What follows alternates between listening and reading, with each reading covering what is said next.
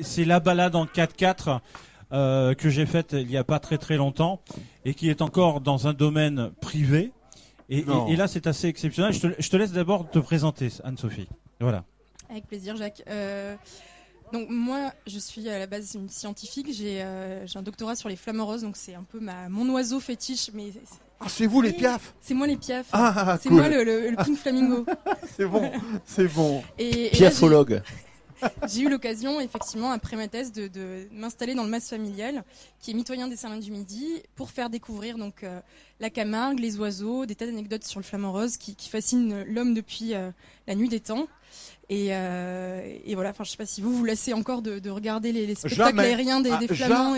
Jamais. Quand je vois un truc avec des pattes aussi fines et tenir debout sur une patte parfois, je me pose vraiment la question comment il se fait pas pour se casser la gueule avec le Mistral. Non, mais parce qu'en fait, les pattes c'est spécial. Faut expliquer. Parce qu'on se dit comment ils font pour plier, mais en fait c'est leur. C'est pas les mêmes articulations. Voilà, chez nous, ça correspond pas tout à fait. Non, mais quand ils sont comme ça sur une patte, tu vois, j'ai fait les fins, tu vois, comme ça. T'as le Mistral, les gars, ils sont au banné ou quoi, les gars? Non, mais ils s'agrippent, ils ont les ongles, ils s'agrippent. Ah, ils ont des ongles. Ils ont des ongles. Donc c'est les fameux piafs à manicure. D'accord, ok, je dis ils ont des ongles, je dis n'importe quoi. Reprenez-moi. En tout cas, c'est le seul oiseau qui combine des longues pattes d'échassier avec des pieds palmés de canard. C'est le seul. Ah, et d'ailleurs, puisque vous parlez de canard, je trouve que leur cri, on appelle ça un cri, c'est ça? Ça cancarde comme des oies, ouais. On dirait vraiment des canards ou des oies. Il y a que le bec qui change. Non, mais c'est vrai, hein. C'est vrai. Mais par contre, lorsqu'on veut entendre des choses un peu plus réelles et réalistes, on va voir Anne-Sophie et vous explique la totalité au niveau des flamants roses, parce qu'on en entend pas mal. Et effectivement, pourquoi, exemple, le flamant rose est rose, d'où il vient, etc. Il vient d'où? Le flamant rose a évolué depuis des millions d'années. Il y en a en Europe et jusqu'en Afrique du Sud depuis très longtemps. Pas tous. D'accord. Non, tous les flamands ne sont pas des grands voyageurs. Il y a ceux qui restent en Camargue et ceux qui vont traverser les 800 km de la Méditerranée. Ceux qui ont leur papier restent là, en fait, voilà. j'ai bien compris. Et il y en a qui sont obligés de partir pour l'hiver. Les grosses feignasses restent chez nous. C'est dans le sud. C'est ça. C'est ça le problème. D'accord. Combien y a-t-il de flamants roses ici, justement? Est-ce qu'on a la comptabilité de ça? Oui. Alors, il y en a à peu près 60 000 sur le littoral méditerranéen français en été et 40 000 en hiver. Et en Camargue? Et alors, c'est vrai que c'est très concentré en Camargue, surtout l'été, puisque c'est là où il y a le site de reproduction. L'unique site de reproduction, et un des plus grands dans le bassin méditerranéen, qui est en Grande Camargue, au Fangassier. Et donc, il y en a entre 50 et 60 000 en Camargue. 50 et 60 000 flamants roses. Ça en fait. Ça en fait des pattes. Multiplié par 2. Est-ce qu'on peut trouver ailleurs qu'en Camargue des flamants roses? Oui, alors, donc vous parlez en France? Oui, en France, bien sûr. Ouais. Donc ça va de l'Aude au Var. Vous pouvez trouver de l'Aude au Var. Tous les milieux humides de l'Aude au Var. Il peut y que avoir dans le sud. Ou un Belge dans la Gay Pride. Sans déconner. Rose. Désolé les Bretons, il n'y en a pas chez vous. Hein. Ça c'est mal. Donc on peut les trouver dans le Var. Oui, dans les salins d'Hyères, par exemple. Ah, les salins, oui, parce que ça vit pas très loin des salins. Ça profite effectivement des salins. Ils trouvent la fameuse petite Artémie, la petite crevette rose, en été. Mais pourquoi il n'y a que qui la bouffe, cette crevette? Elle n'est pas assez grande, c'est ça, pour nous? Parce que vous avez déjà vu à quoi ça ressemble. Ça fait 0,8 cm. On dit crevette. Donc, justement, donc le flamand, il se nourrit de petites bestioles qui sont 1000 fois plus petites que lui. Donc il faut qu'il mange 8 à 9 heures par jour. Mais comme 9 heures par jour. Voilà, tu comprends. Comme toi. Voilà. Maintenant vous comprenez. Je dois avoir un ancêtre flamand rose, moi. T'as pas les mêmes pieds, toi. Non, c'est vrai. C'est vrai. J'ai pas le même pelage. Oula, 2 chevaux, excusez-nous, parce qu'on est en direct. Un flamant rose qui vient de tomber sur une. On a failli perdre 2 chevaux de Camargue, là, d'un coup, là, c'est. Très bien, alors, on continue. Voilà, donc on reprend le 4x4, on retourne chez toi, on fait une balade dans un domaine privé, et effectivement, là, on en prend plein la vue, parce qu'il y a un coucher de soleil, en plus. Hein, tous les soirs. Tous les soirs. Tous les soirs, sans déconner. Et puis tous les matins, t'as enlevé de l'autre côté. Non, mais c'est un truc de malade. Non, parce que tout le monde propose pas cette balade avec le coucher de soleil. Le coucher de soleil à Mourgue est particulier. Oui, voilà. C'est vrai. Ah, il est particulier. Il est particulier parce que chez toi, le matin, quand tu te lèves, tu vois des flamants roses, des trucs comme ça. Le coucher entre les pattes. Voilà, le coucher entre les pattes.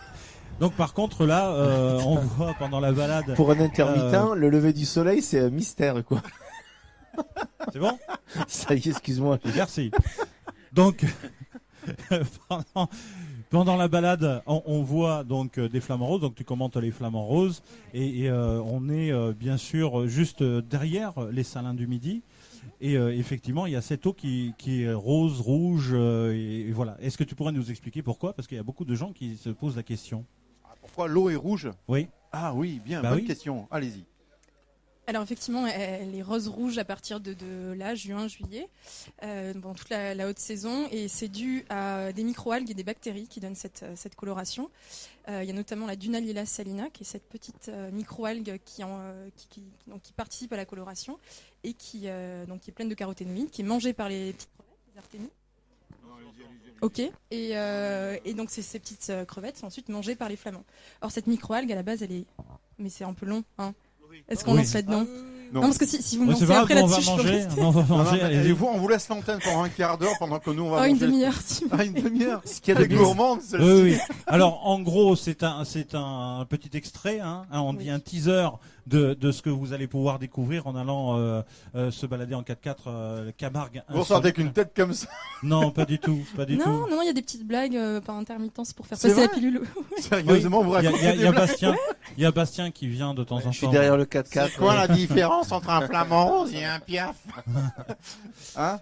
Donc, Camargue insolite, balade en 4x4 dans un domaine privé, c'est toute l'année? C'est toute l'année. Toute l'année. Où est-ce qu'on peut trouver des informations? Alors vous tapez Camargue insolite sur Google. Oui. Je suis le deuxième site parce que le premier c'est un C'est un autre. C'est un autre. Donc, C'est pas du tout un deuxième, prestataire touristique. Quoi, peu importe, c'est Camargue insolite, voilà. Camargue insolite et voilà. un imposteur. Voilà. Si vous voulez faire une balade en 4x4 dans un domaine privé avec une spécialiste qui vous dira tout, mais vraiment tout, sur le flamant rose et bien d'autres choses.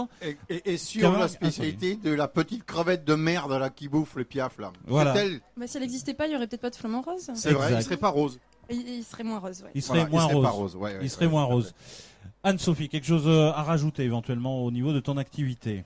Qu'est-ce qu'on a oublié? Alors le dernier Vas-y, petit point vas-y. peut-être, effectivement. Ouais, donc c'est juste. Alors si vous voulez en savoir plus également, je suis en train d'écrire un livre très avec important, Museau oui. Édition et pour Gallimard, qui sera distribué par Gallimard sur le flamand, qui Oh. sortira mi-octobre. Sérieusement. Un beau livre.